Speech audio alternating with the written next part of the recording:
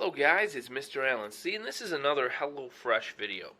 This is creamy dill chicken, and that looks pretty good.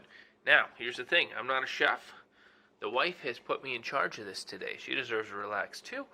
So, this is not going to be perfect, but it's going to be edible, and I have a feeling it's going to be good.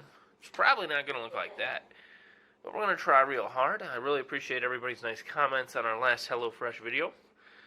And, yeah, let's get started. So the first thing we did was preheat the oven to 400 degrees, and we adjusted the stove rack, or the oven rack, to the center position. So we'll let that preheat. Okay, now they want us to wash and dry all produce, so that's going to take a minute. Let me do that now. So I don't know if they wanted me to wash and dry the fresh dill, but I'm going to start it on these here. Next, it wants us to pick the finely chopped fronds from dill. What the hell does that mean? What's a finely chopped frond? What am I, a genius? What the? Here's the dill. I don't know what a finely chopped frond is. I'm assuming you want to eat the fuzzy stuff and not the stem. Okay, so this brings me back to the days when you'd read Jack and the Beanstalk. So, after discussing this with my wife, she wants me to pull this off the stems. So we're going to do that. So it's weird just to think that this is grown on a mountainside somewhere next to somebody's house. I mean, look at that hairy little fella.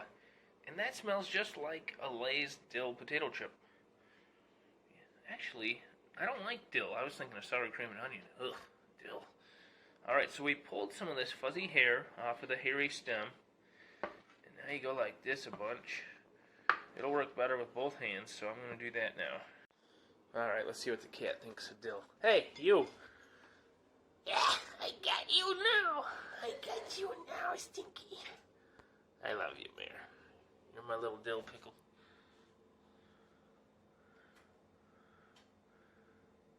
Huh? Love you, Mary. You're a good girl. After I reread the instructions, it sounds like you just had to pick that. You didn't need to dice it or chop it, but I did it anyway. Alright, these potatoes, they were clearly naughty. So, now what I'm going to do is chop these potatoes into 1/2 inch pieces. Pretty much you want little squares. I don't know, not much of a chopper. I'm going to use both hands. Let's go.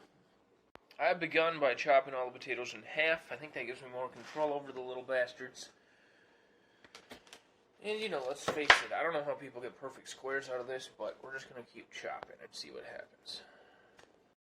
Alright, there we go. Not bad for a dude, and I'm not trying to be sexist, but women are way smarter than dudes. So, this came out okay. Oh yeah, baby. This shit's about to pay off big time for Daddy.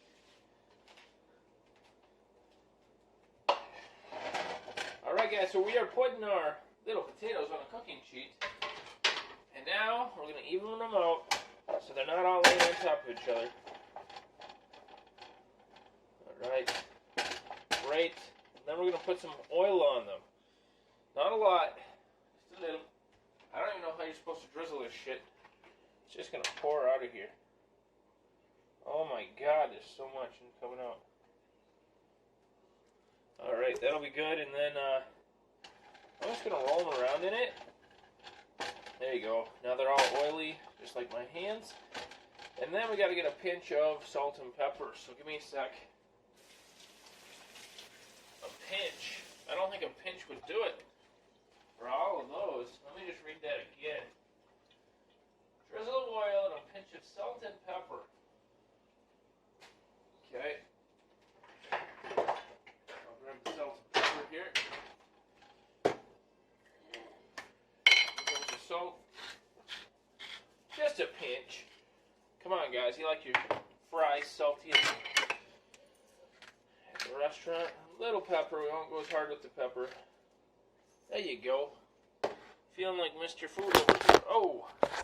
There you go. It's looking pretty good. Not bad for a dude doing this. Right? That looks good, guys. Now let's see what's next. Okay, this is where timing kicks in. They wanted me to put one on the top rack and roast those potatoes on the top rack 20 to 25 minutes, but they want us to toss them halfway through. So in 10 minutes, we're going to take them out and toss them around, move positions. All right, we got to keep cracking because time's ticking. All right, we're going to bust open these boneless chicken titties and pat them dry with a paper towel. By the way, they told us to put this pan on medium heat. They didn't really give us a temperature. They want a splash of oil in there for the chicken. So, yeah, we got that going. Here's the raw chicken. I'm not a raw meat kind of guy. I don't like to handle it, but we're going to pat it dry. When I cut open the container, I just let it run into the sink for a while. Right? And now I'm absorbing a lot of stuff. They said to use paper towel. So, thankfully, we got a lot of that. Oh, man.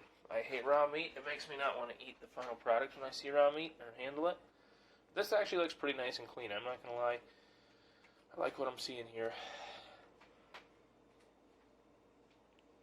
So we're still patting it dry here. Alright, we're ready for the next step. The toughest part's over. So that's good. Alright, now I'm going to salt and pepper all over. They want me to go pretty heavy with this, so we're going to do that. Okay, we got one side done. I'm going to flip them over, hit the back side. Wham! Wham! Teach these chickies who's boss. Alright, I also trim any imperfections. Okay, I also took time to trim any imperfections off the chicken. We'll place those into this pan with that oil. And you're going to let it sit for about 5 minutes apiece. Also, in a sec here, what I got to do is I need to go in and flip those potatoes. So, these are going to brown. It takes about 5 minutes. Never a bad idea to keep an eye on them yourself. Pulling open the oven here. And, look at that. Look at what we got here, guys. I'm going to go ahead and flip those.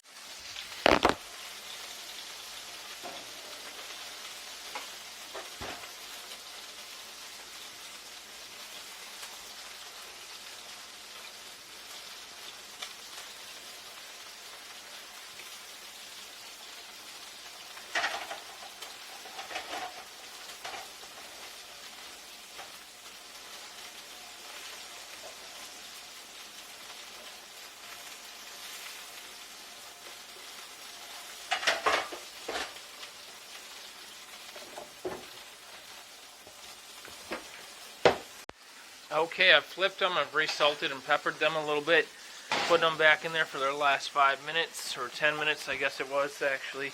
I need another 10 minutes. This has been on there for 2 minutes, looking good. Let's just see how, if it's burning or anything like that.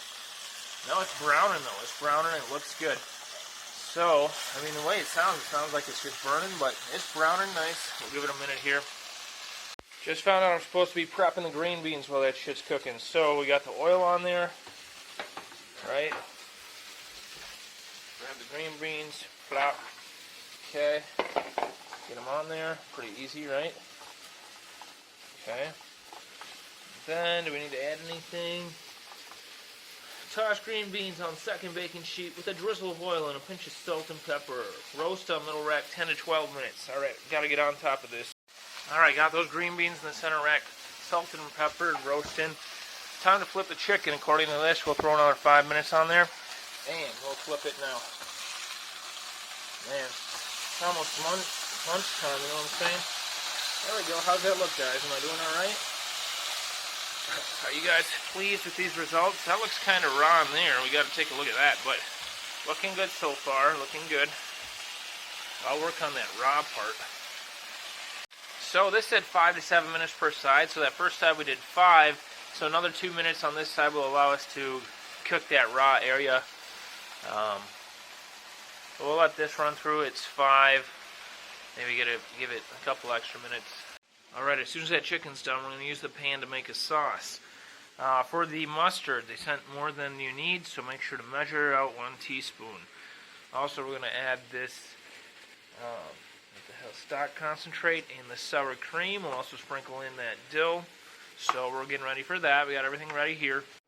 Ta-da! Oh my god, they came out perfect. Alright, time to make that sauce. Let's get this all in a pan right now. Isn't it beautiful?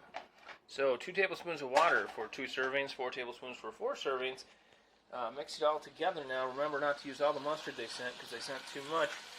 And we're going to let this just kind of start boiling down, thickening. And then we'll be adding these. But we're not going to add all of them because, you know, I don't want just nothing but dill flavor. We'll boil that down a little bit. Sprinkle some of these in here, not too much. There you go. And mix those around. We don't want a big clump or nothing. And this is coming out good already, I can tell. So that's magic, guys. This smells really good. That is flavor magic right there. Hit that thumbs up button, please. Appreciate it, guys. And any comments about your experience, will you try this meal? Let me know. That makes my day when I get those comments. And if you want, you can subscribe. If not, I understand. You know, I ain't gonna high pressure you. Let's see what's going on here. It looks really good. Have to keep a close eye on that. And then this stuff should be about done. Oh my God, that was hot. So yeah, let me prep everything. Guess we can watch this boil a little bit. You know, do I just wing this and decide when it's thick enough? Not yet, I guess. We'll give it a minute. Dear gosh, I stepped away for 1 second to work on the chicken, and this shit just vanished. So I think this is a good consistency here. It's what we got. I'm happy with that. Liberty bibberty. I just chopped up the chicken. I patted off some of the sauce or not sauce, I'm sorry, some of the grease, because there's a lot of it. But people love grease, so if you like the grease, leave it on there. Alright guys, I've plated. It looks heavenly. One thing left to do. Serve it to the woman I love. I hope you guys enjoyed this video. Don't forget to subscribe, like, and comment. I really look forward to your comments. And share this on Reddit, on any food group you can on Reddit. Thank you guys. Bye-bye.